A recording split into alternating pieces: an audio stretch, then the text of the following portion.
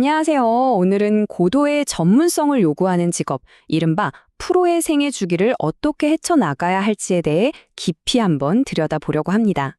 이건 단순히 버티는 이야기가 아니고요. 어떻게 하면 이 여정 속에서 진짜로 번영할 수 있는지에 대한 이야기입니다.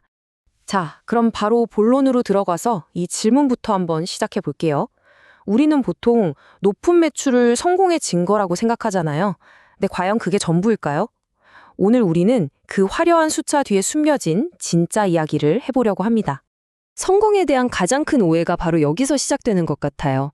왼쪽에 있는 매출은요, 말 그대로 그냥 흘러가는 돈일 뿐이에요. 내 통장을 잠시 스쳐 지나가는 돈이죠. 이게 바로 부유하다는 착각을 심어주고요. 하지만 진짜 중요한 건 오른쪽에 있는 진짜 소득입니다. 모든 비용, 세금 다 빼고 온전히 내 주머니에 남는 돈. 이게 바로 재정적 안정성의 진짜 기반이 되는 거죠. 전문직 종사자의 커리어는요, 보통 이 세 단계를 거치게 됩니다. 처음에는 야망과 불안감 속에서 정말 정신없이 일하는 허슬의 시기가 있고요. 그 다음엔 성공의 숨겨진 비용, 그 대가를 치르는 정산의 시기를 맞이하죠. 그리고 마지막으로 진짜 균형과 의미를 찾는 지혜의 시기에 이르게 됩니다. 자, 그럼 첫 번째 단계, 허슬의 시기로 한번 들어가 볼까요? 이 시기는 말 그대로 무에서 유를 창조하려고 정말 끊임없이 자신을 밀어붙이는 그런 시간입니다. 이 시기의 특징을 보면 딱 감이 오죠. 매출에 대한 막연한 불안감 때문에 어떻게든 더 많이 팔고 어떻게든 비용을 아끼려고만 합니다. 사실 이때는 내 몸과 마음이 보내는 신호 같은 건 그냥 무시하기가 쉬워요.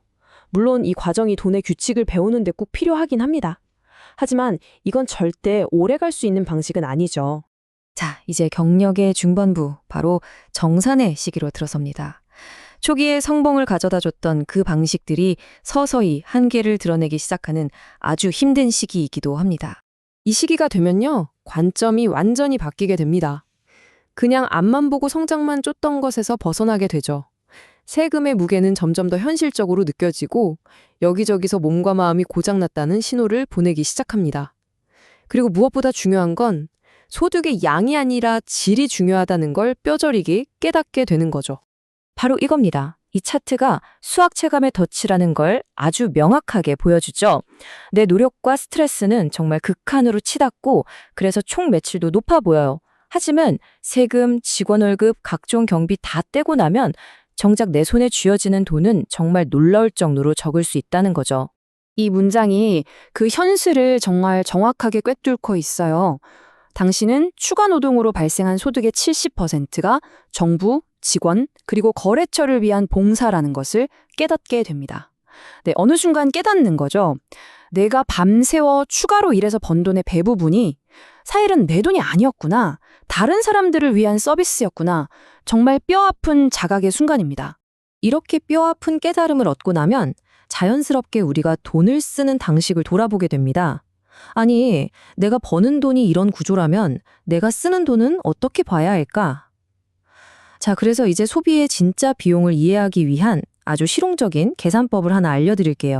자, 화면에 보이는 이 33만 원. 뭐 갖고 싶었던 신발이나 아니면 근사한 저녁 식사값 정도라고 한번 생각해 보죠. 그럼 질문입니다. 이 33만 원짜리 물건을 사기 위해서 내 사업체는 과연 얼마의 매출을 만들어내야 했을까요? 여기서 우리는 3배의 법칙이라는 걸 한번 적용해 볼 수 있습니다. 놀라지 마세요. 정답은 약 100만 원입니다. 각종 경비와 세금을 다 생각하면요, 33만 원을 쓰기 위해서는 사실상 100만 원어치의 노동과 가치를 만들어내야 한다는 계산이 나오는 거예요. 이걸 깨닫는 순간 우리가 하는 모든 소비가 전혀 다르게 보이기 시작합니다. 자, 이제 마지막 단계로 넘어가 보겠습니다. 이 단계의 목표는 더 이상 단순히 돈을 버는 것이 아니에요. 현명하게 사는 것이죠. 바로 지혜의 시기입니다. 이전 단계들에서 호되게 배웠기 때문에 이제는 자신의 한계를 너무나 잘 압니다. 그래서 그걸 넘어서까지 자신을 몰아붙이지 않죠. 일과 삶의 균형을 맞추고 내가 직접 일하지 않아도 들어오는 돈에 더 큰 관심을 갖게 됩니다. 또 가성비만 따지기보다는 실패하지 않을 확실한 효용에 돈을 쓰게 되고요. 이 단계의 지혜는요, 일의 본질과 나의 행복 사이의 이 팽팽한 긴장감을 이해하는 데서 나옵니다. 많은 전문직은 강렬한 집중, 몸을 잔뜩 웅크리는 신체적 수축, 그리고 감정을 억누를 것을 요구하거든요. 그렇기 때문에 의식적으로 그 정반대의 활동, 즉 푹 쉬고 몸을 활짝 펴고 감정을 솔직하게 표현하는 시간을 갖는 게 정말 중요합니다. 원문에서는 이 상태를 아주 재미있는 비유로 표현해요. 바로 감정적 변비입니다. 일하면서 참고 억눌렀던 감정들이 마음속에 마치 숙변처럼 차곡차곡 쌓이는 거죠.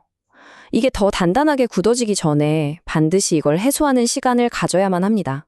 좋습니다. 그럼 이런 지혜를 얻고 나면 우리가 하는 일 자체를 어떻게 다르게 바라보게 될까요? 이 문장이 참 아름답죠.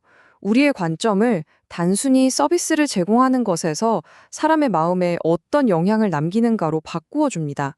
결국 우리가 하는 일의 본질은 고객의 마음에 어떤 인상을 남기는가 바로 거기에 있다는 거죠. 이걸 바로 잡크래프팅이라고 합니다. 내 일을 내가 직접 만들어 나간다는 뜻이죠. 이건 우리에게 엄청난 힘을 줍니다. 스스로를 단순한 기술자라고 생각하면 기술자로 남겠지만 내 일을 예술이라고 생각하면 예술가가 될 수 있다는 거예요. 내 직업의 의미는 결국 내가 직접 만드는 겁니다. 이 마지막 문장은 우리가 매일 하는 일 속의 작은 행동들이 얼마나 큰 영향을 미칠 수 있는지를 보여줍니다.